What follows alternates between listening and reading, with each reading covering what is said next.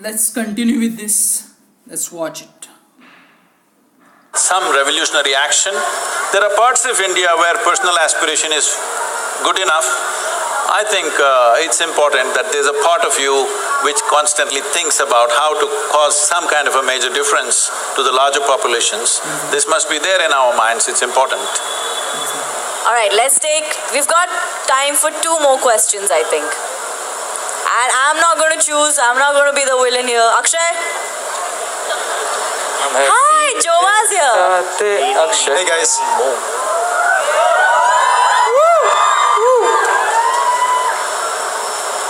Hi Sadhguru.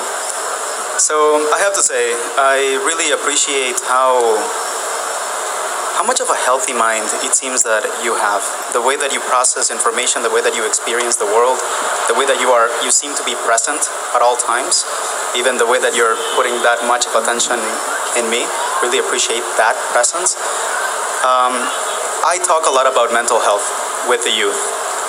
It is a word that more and more I become uncomfortable saying, because when you say mental health, you're already separating the other holistic health to one that focuses only on the mind, right? And when I talk about mental health, for me is body health, is spiritual health, and it's not only the mind, right? I wear a shirt that says breathe, because for me it's also connected to the body. My question for you is, can you talk a little bit about the connection between the mental health and the spiritual health? Because I see so many similarities in the way that you're experiencing the world, which seems in a spiritual way, but I also don't even want to call it spiritual because it would be creating a division of how to experience the world. So, can you share something? Better avoid that word because it's the most corrupted word on the planet right now. Yes. So, let me put it this way. In the yogic sciences, there is no separation between what is body and what is mind. We talk about the body like this: physical body, mental body, emotional body, energy body, etheric body, and there is what is called as Anandamaya Kosha. So the 5 bodies is what we're talking about, we're not talking about a mind. Because what is it that you call as a mind? If there is a certain volume of memory and a certain amount of intelligence attached to it, that's what you call as a mind, isn't it so?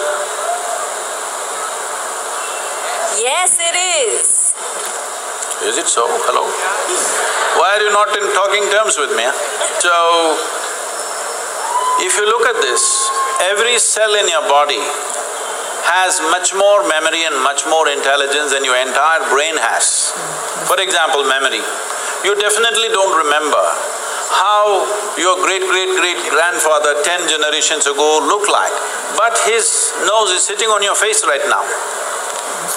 Your body remembers even 1,000,000 years ago how your forefathers' skin tone was, not forgotten a thing. This kind of memory processing is not possible in your brain, for sure. And when it comes to intelligence, what is happening in a single molecule of DNA is so complex, your whole brain is not good enough to figure that process. So both in terms of memory and intelligence, is a lot more all across this body than just here. This has become important mainly because we have kind of taken education straight out of European culture and put it here. In the European culture, thought became very important because they went through about 300 to 400 years of very dogmatic religious practices, that anybody who thinks something different was dead.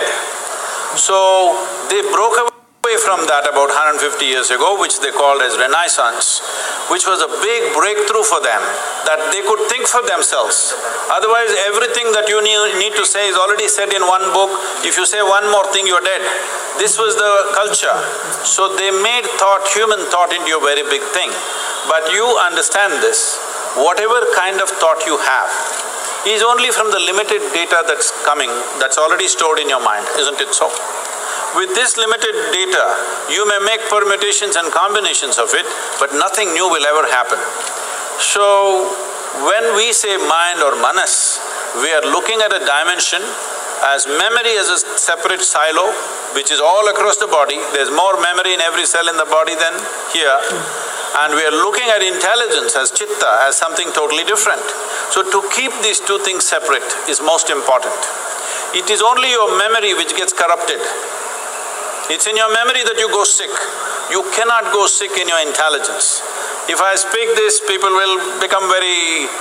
they think it's not compassionate to say these words, but I want you to understand this.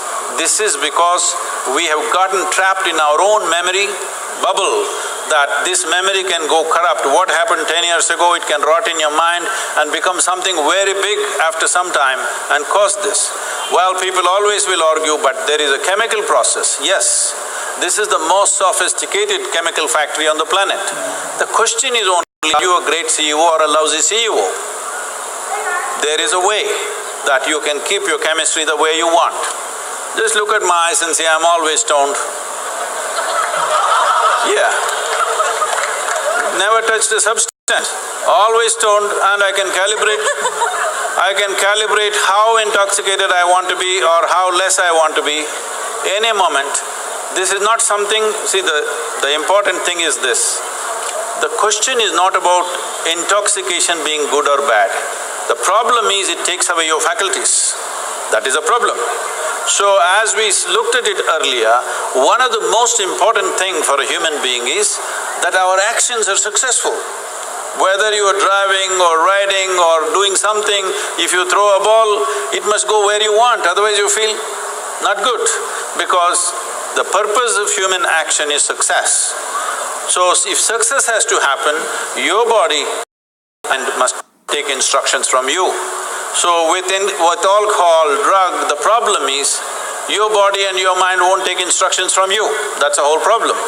So we are not against intoxication, we are against you becoming incompetent. That's the important thing.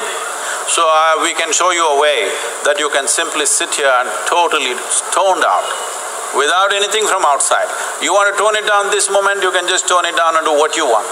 Absolutely no impact on the system. This is not just talk like that, there's a whole lot of research on this. Scientists have found that there are millions of cannabis receptors in your brain. Why is it there? Because your body is supposed to produce it, you're not supposed to smoke. You're supposed to produce it in your system. And the Israeli scientists who researched this extensively called that dimension of chemistry in us as Anandamaya, because he did not find any appropriate word. He searched the Indian scriptures and found the word Ananda and called it Anandamaya, that if you want, you can just be blissed out right now. So if you are blissed out, will you get crazy, I'm asking? Well, others think crazy, other people may think you're crazy because you're always blissed out, that's their problem, they're the ones who are crazy. Because they've lost their bliss, even the little joy that they had as children, that also they've lost.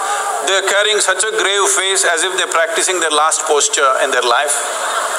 Yes, I'm telling you, you don't have to practice, it'll naturally come. When you die, you get the posture. You don't have to practice out all the time on the street. So, mental health, looking at it separately is not the best way to do it. You must look at the physical, chemical balance within the system. If this one thing you manage, being physically well, mentally well is a natural consequence. The problem with the whole kind of education we have is, we want the consequence without the process. You don't bother about the consequence. You handle the process right, the consequence will happen. Now you want… mangoes are coming already there in Bangalore? Not yet, not yet. Not yet. Mango is sweet, everybody likes to eat it, but nobody is interested in the tree. If you nurture the tree, mangoes will fall on your head, you don't have to dream about mangoes, anyway it'll come. Instead of nurturing the tree, people dream about mangoes. This is called as being goal-oriented. In yoga we say, if you're goal-oriented, you have one eye on the goal. You have one eye on the goal and only one eye to find your way. You have become incompetent. Okay. It's very important that today, this moment, whatever the hell you're doing, to do it as well as you can is more important than what will happen in the end, what will happen in the end. There's no such thing. Somebody, one of the celebrities in the country coming and asked me, Sadhguru, can you tell us, beat Pakistan in the cricket match? I said beating Pakistan is Indian Army's job. You bloody hit the ball. How's the Josh? Alright, we've got one more question right there. Okay, by the way guys, little piece of good news, it's not last 3 questions, we've got a lot of time on us, so it's cool, it's chill. Okay, wait.